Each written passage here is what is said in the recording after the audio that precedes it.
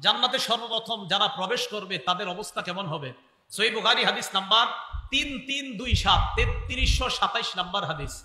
ক্বালা রাসূলুল্লাহ সাল্লাল্লাহু আলাইহি ওয়াসাল্লাম, আল্লাহ নবী বলেন, ইন্না আউওয়ালা যুমরাতিন ইয়াদখুলুনাল জান্নাহ আলা সূরাতিল কমারি লাইলাতাল বাদ। নবীজি বলেন, সর্বপ্রথম যেই দলটা জান্নাতে প্রবেশ করবে তাদের চেহারাগুলো হবে পূর্ণিমার চাঁদের মতো উজ্জ্বল। সর্বপ্রথম যারা জান্নাতে যাবে বলেন তো তাদের চেহারা কিসের মতো উজ্জ্বল হবে? রাসূল বলেন, তারা জান্নাতে যাওয়ার পর লা ইয়াবুলুনা, প্রস্রাব করবে না, ওয়ালা ইয়াতাকাব্বাতুনা, তাদের বাথরুমের প্রয়োজন হবে না, ওয়ালা ইয়াতফিলুনা, তারা থুতু ফেলানোর প্রয়োজন হবে না, আমশাতুহুম আয-যাহাব, তাদের চিরুনিগুলো হবে স্বর্ণের চিরুনি, আনিয়াতুহুম আল-ফিদ্দা, তাদের পান পাত্রগুলো হবে রূপা। জান্নাতীরা খাবার খাওয়ার পর তাদের প্রস্রাব পায়খানার বেগ হবে না। তুআমুহুম, তাদের খাবারগুলো এমন অবস্থা হবে যখন পেট ভরে যাবে ঘামের সাথে সুগন্ধি হয়ে আল্লাহ তাদের ওই খাবারের হজমটা ওই ঘামের সাথে বের করে দিবে।